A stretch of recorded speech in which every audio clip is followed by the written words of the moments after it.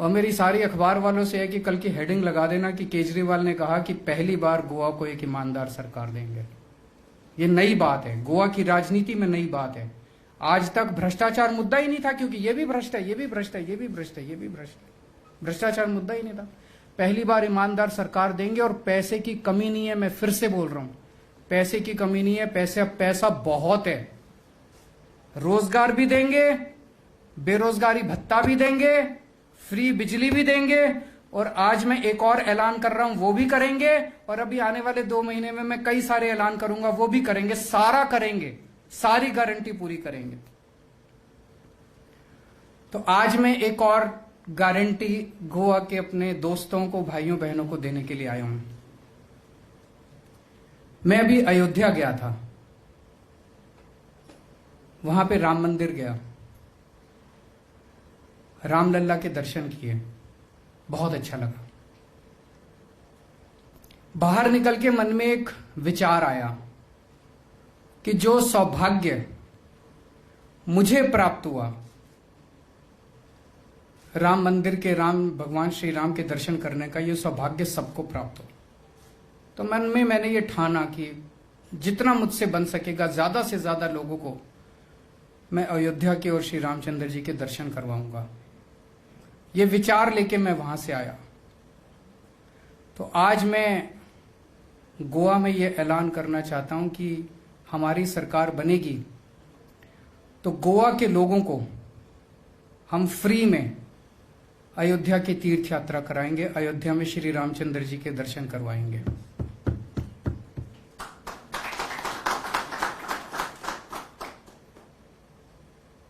जो हमारे क्रिश्चियन भाई बहन हैं उनके लिए हम वेलंकनी उनको लेके जाएंगे, फ्री तीर्थ यात्रा उनको वेलंकनी की करवाएंगे। जो हमारे मुस्लिम भाई बहन हैं उनको अजमेर शरीफ की यात्रा करवाएंगे।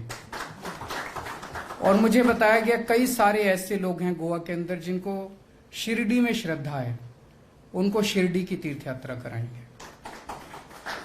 अब ये कोई मैं नई बात नहीं कह रहा। दिल्ली में हमारी मुख्यमंत्री तीर्थ यात्रा योजना पिछले कुछ वर्षों से चल रही है।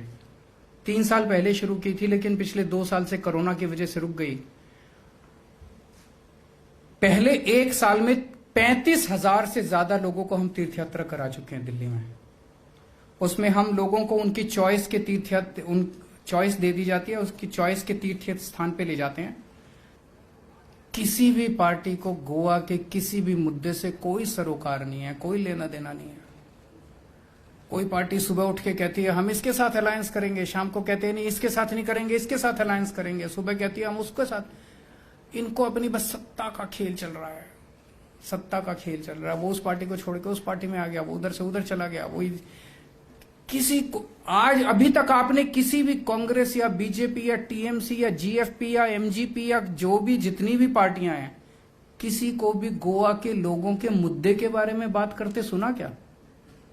किसी को सुनाओ, कांग्रेस को, बीजेपी को, इनमें से किसी पार्टी को सुनाओ कि वो कहते हैं हम रोजगार देंगे। किसी को सुनाओ वो कह रहे हो कि बिजली ठीक करेंगे। किसी को सुनाओ कि वो कह रहे हैं कि पानी ठीक करेंगे। जनता की राजनीति, हम केवल और केवल जनता के मुद्दों की बात कर रहे हैं। मैं जितनी बार आता हूं मैं गाली गलौच नहीं करता। मैं भी कर सकता हूं जैसे दूसरी पार्टियां कर रही है, ऐसा है वो वैसा है, मैं भी गालियां देके चला जाऊंगा, क्या फायदा होगा? गोवा के लोगों की तो तरक्की नहीं होगी। हम केवल और केवल मुद्दों की बात कर रहे हैं। और मैं जानता हूं कि जो इतनी भारी संख्या में लोग रजिस्ट्रेशन करवाने आ रहे हैं, इतनी बड़ी संख्या में, इसका मतलब लोगों को अब केवल और केवल आम आदमी पार्टी पे भरोसा है। अगर आपके कोई क्वेश्चंस हैं तो। सर, आपने कहा कि करप्शन के बारे में, nobody has been arrested from last Congress regime। अगर आपकी गवर्नमेंट आती है तो ये करप्शन के अंदर जो किसी को नहीं बख्शेंगे। जितने लोगों ने गोवा के लोगों की पैसे की चोरी की है सबको पकड़ के पैसा रिकवर करेंगे, सबको जेल भेजेंगे, किसी को नहीं बख्शेंगे। ये जो मिल बांट के मिलावट चल रही है ना बीजेपी और कांग्रेस की, इसको बंद करेंगे। बीजेपी की सरकार आती है तो किसी कांग्रेस वाले को कुछ हुआ नहीं हुआ, कांग्रेस की सरकार आती है बीजेपी वालों को कुछ हुआ नहीं हुआ। क्यों नहीं हुआ? कभी सोचा? सेकंड सर, आपने जो अलायंस के बारे में कहा, Is आप not interested in any alliance? हम 24 घंटे ये अलायंस की दो रोज में गोवा के आजकल न्यूज़पेपर्स को बड़ी क्लोजली मैं पढ़ता हूँ।